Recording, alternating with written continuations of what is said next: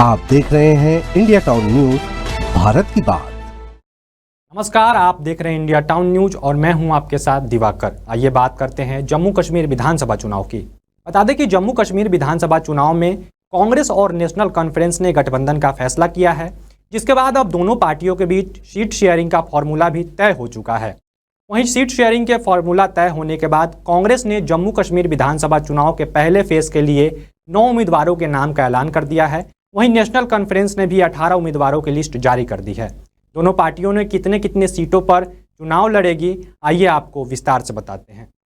बता दें कि जम्मू कश्मीर विधानसभा चुनाव में अब कुछ ही दिनों का समय बचा है। ऐसे में सभी पार्टियों ने अपनी अपनी कमर कस ली है। इस दौरान इस विधानसभा चुनाव में एक साथ लड़ने वाली कांग्रेस पार्टी और नेशनल कॉन्फ्रेंस के बीच सीट शेयरिंग का फॉर्मूला भी तय हो चुका है।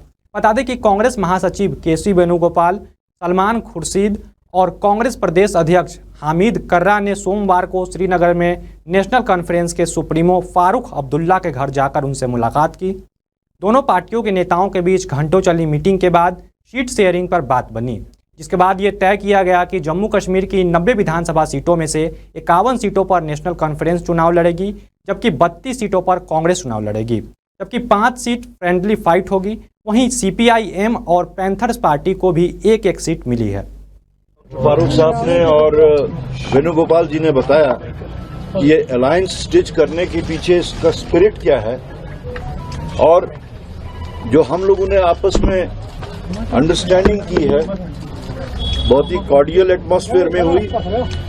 एक दूसरे की सेंसिटिविटीज को अंडरस्टैंड करते हुए और कुछ कंटेंशियस कॉन्स्टिट्यूएंसीज में दोबारा से उसको रिव्यू किया और फाइनली हम एक एग्रीमेंट पे पहुंच गए, जिसके तहत out of 90 seats national conference will contest 51 seats, clear 51 seats. ना वो लिस्ट निकल आने दीजिए, आपको पता चल जाएगा। उसमें से 3 ऐसे हैं जो हमारे लिए छोड़ना मुश्किल था, और 2 सीटें ऐसी हैं जिनके लिए कांग्रेस को मुश्किल हुई थी उन सीटों पे कोई फैसला लेना।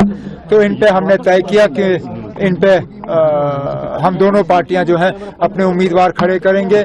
हमारे लिए बीच में अभी शाम को एक और मुसीबत ये बनी थी कि बिना हमें बताए CPM ने देवसर से भी एक कैंडिडेट उठाया था, जिससे कि हमें फिर कुलगाम में परेशानी होती, और कुछ वक्त तक ऐसा लग रहा था कि शायद कुलगाम में भी फिर हमें फ्रेंडली कॉन्टेस्ट करना पड़ेगा। लेकिन फारूक साहब ने अभी तारिगामी साहब से बात की और उनसे गुजारिश की कि देवसर से CPM का कैंडिडेट नहीं उठना चाहिए, जिस चीज को तारिगामी साहब ने कबूल किया है। तो अब कुलगाम की सीट भी फिर हम तारिगामी साहब के लिए छोड़। वहीं सीट शेयरिंग का फॉर्मूला तय होने के बाद कांग्रेस महासचिव केसी वेणुगोपाल ने मीडिया से बात करते हुए बीजेपी पर जमकर निशाना साधा। उन्होंने कहा कि भाजपा जम्मू कश्मीर की आत्मा को नष्ट करने की कोशिश कर रही है। हमारे इंडिया गठबंधन का मुख्य उद्देश्य है जम्मू कश्मीर की आत्मा को बचाना। इसलिए कांग्रेस और नेशनल कॉन्फ्रेंस जम्मू कश्मीर में एक ऐसी सरकार बनाने के लिए आ रही है जो जम्मू कश्मीर के लोगों के साथ पूरी तरीके से अनुकूल हो। Protect the soul of the Kashmir. Because on one side BJP is trying to destroy the soul of Jammu and Kashmir. Our India Alliance main objective is to save the soul of the Kashmir, save Jammu and Kashmir. So that is why Congress and National Conference coming together to make a government in Jammu Kashmir which is totally friendly with Jammu Kashmir people, totally save the people of Jammu and Kashmir. That's why we done discussion in a cordial relations and we entered into a formula which our leaders will be shared. वहीं national conference के घोषणा पत्र के सवालों पर जवाब देते हुए नेशनल कॉन्फ्रेंस के उपाध्यक्ष उमर अब्दुल्ला ने कहा कि किसी भी समय कांग्रेस पार्टी हमारे घोषणा पत्र पर कोई आपत्ति नहीं जताई। स्थानीय स्तर पर हमारी चर्चा के शुरुआती चरणों में उन्होंने पूछा था कि क्या हम एक साझा न्यूनतम कार्यक्रम पर विचार करेंगे।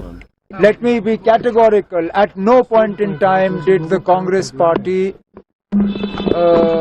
raise any objections to our manifesto. In the initial stages of the discussion at the local level, they had asked whether we would consider some sort of common minimum program. And we told them very clearly that common minimum program is always arrived at after you receive a verdict from the people, after you win an election. And therefore, obviously, we are fighting this election to win. If National Conference and Congress receives the support of the people, then we will form a common minimum program for governance for the next 5 years. आपको बता दें कि जम्मू कश्मीर में आखिरी बार 2014 में विधानसभा चुनाव हुए थे, तब बीजेपी और पीडीपी ने गठबंधन की सरकार बनाई थी। 2018 में गठबंधन टूटने के बाद सरकार गिर गई थी।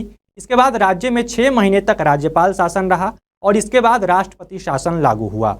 वहीं जम्मू कश्मीर विधानसभा चुनाव के पहले चरण के तहत 18 सितंबर को मतदान होगा, जबकि दूसरे चरण के तहत 25 सितंबर को और तीसरे चरण के तहत 1 अक्टूबर को वोट डाले जाएंगे, जिसका परिणाम 4 अक्टूबर को घोषित होगा। अब देखना दिलचस्प होगा कि इस बार के जम्मू कश्मीर विधानसभा चुनाव में कौन सी पार्टी जीतने में कामयाब हो पाती है। आज के इस खास सेगमेंट में फिलहाल इतना ही। देश और दुनिया की बाकी तमाम खबरों के लिए आप देखते रहिए इंडिया टाउन न्यूज और मुझे दीजिए इजाज़त। नमस्कार। आप देख रहे हैं इंडिया टाउन न्यूज, भारत की बात।